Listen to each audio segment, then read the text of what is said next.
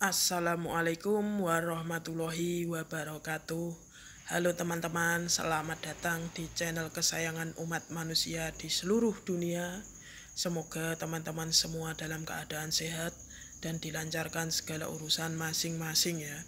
Bagi teman-teman semua yang berada di perantauan, baik di dalam negeri maupun yang di luar negeri, tetap semangat. Selalu ingat tujuan awal kita merantau itu apa ya. Kali ini saya mau sedikit membahas mengenai sejarah kerajaan Mataram ya. Langsung saja kita cari tahu infonya. Cus.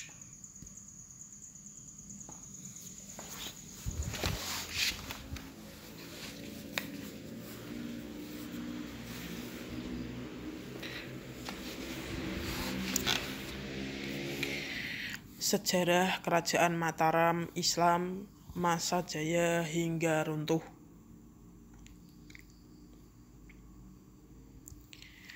Sejarah awal terbentuknya kerajaan Mataram Islam diketahui berdiri sekitar abad ke-16, tepatnya pada tahun 1582 di Pulau Jawa.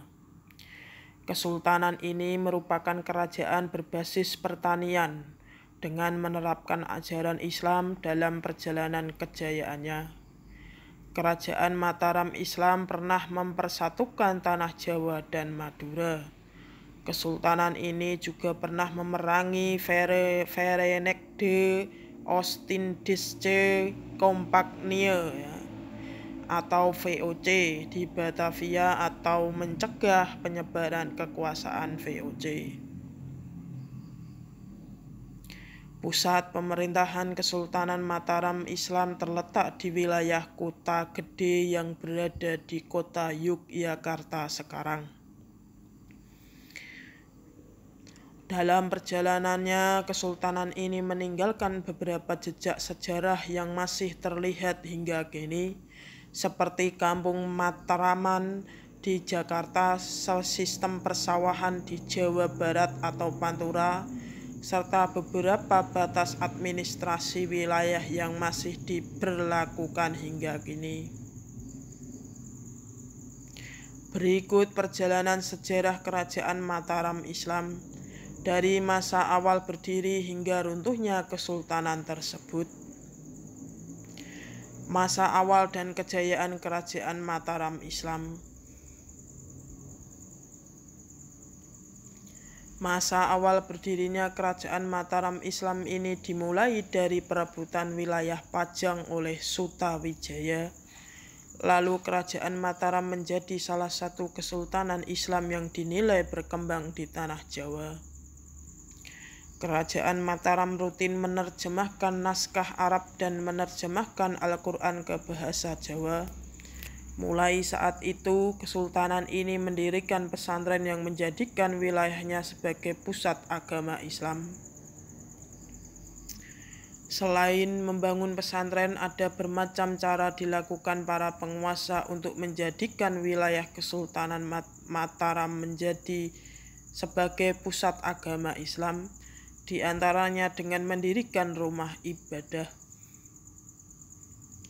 Kejayaan Kesultanan Mataram terjadi pada saat Raden Mas Rangsang atau biasa dikenal dengan Sultan Agung memimpin kerajaan Islam Mataram pada tahun 1613 sampai 1645.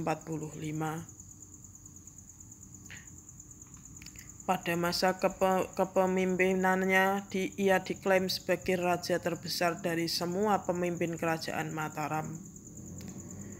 Pada masa kejayaannya, Sultan Agung Hanyokrokusumo berhasil melakukan ekspansi ke sebagian Pulau Jawa dengan cara menundukkan raja-raja lainnya. Cakupan wilayah kekuasaannya meliputi Jawa Tengah, Jawa Timur, dan sebagian wilayah di Jawa Barat. Sultan Agung Hanyokrokusumo juga melakukan perlawanan kepada VOC dengan memboyong beberapa kerajaan untuk disatukan, meliputi Kesultanan Banten dan Kesultanan Cirebon. Namun sayangnya kejayaan itu harus berakhir karena ia wafat saat menyerang VOC di Batavia pada 1628 hingga 1629 Masehi. Runtuhnya Kesultanan Mataram Islam. Setelah Sultan Agung wafat, tahta kesultanan diserahkan pada putranya Susuhunan Amangkurat I. Di bawah kepemimpinan Amangkurat I, ia memindahkan lokasi keraton ke Pleret. Sejak saat itu gelar sultan diganti menjadi Sunan. Berbeda dengan ayahnya, Amangkurat I justru bukan sosok anti VOC. Ia justru berteman dengan VOC. Pada 1645 hingga 1677 terjadi pertentangan dan perpecahan dalam keluarga kerajaan Mataram Islam. Lantas momen ini dimanfaatkan VOC untuk menguasai kesultanan tersebut. Kemudian pada 1677 Susuhunan Amangkurat I meninggal. Putra mahkota dilantik menjadi Susuhunan Amangkurat II. Di masa kepemimpinan itu Susuhunan II memindahkan pusat pemerintahan ke Kertasura. Belanda pun mulai menguasai sebagian besar wilayah kerajaan Mataram saat Raja Amangkurat II memimpin. Hal ini kemudian membuat rakyat menderita karena kebijakan-kebijakan yang dibuat oleh Belanda. Kepemimpinan Kesultanan Mataram terus berganti. Tahta kerajaan diwariskan kepada Amangkurat III, Pakubuwana I, Amangkurat IV, dan Pakubuwana II. Pada kepemimpinan Pakubuwana II merupakan akhir dari kejayaan kerajaan Mataram Islam. Hal ini ditandai dengan penandatanganan penyerahan kedaulatan Mataram kepada VOC pada 11 Desember 1749. Namun secara de facto Mataram ditundukkan sepenuhnya pada 1830. Sampai akhirnya pada 13 Februari 1755 menjadi puncak perpecahan kerajaan Mataram Islam.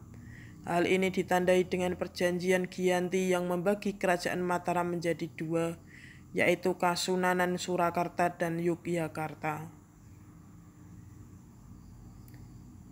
Usai dibagi menjadi dua, wilayah perpecahan kembali melanda kerajaan Mataram sehingga pada tahun 1757 terjadi perjanjian Salatiga.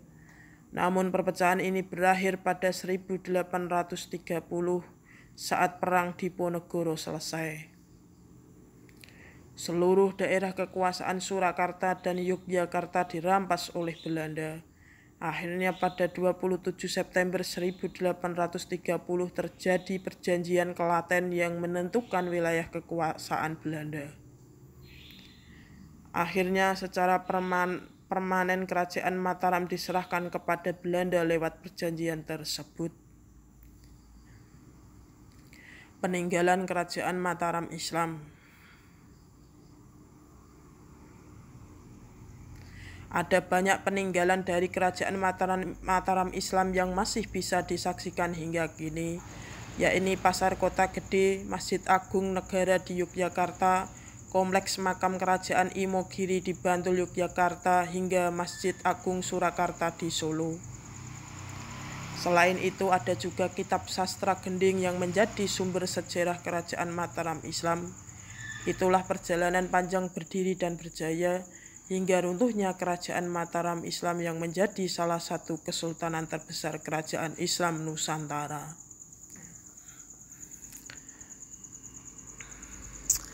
Itu tadi sekilas penjelasan sejarah kerajaan Mataram.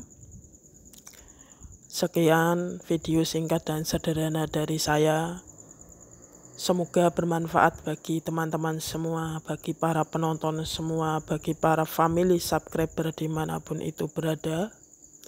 Apabila ada salah kata, salah penulisan maupun salah dalam video saya selaku Joko Anak Desa mohon maaf yang sebesar-besarnya. Akhir kata wabillahi taufik wal hidayah. Wassalamualaikum warahmatullahi wabarakatuh. Sampai bertemu di video selanjutnya teman-teman.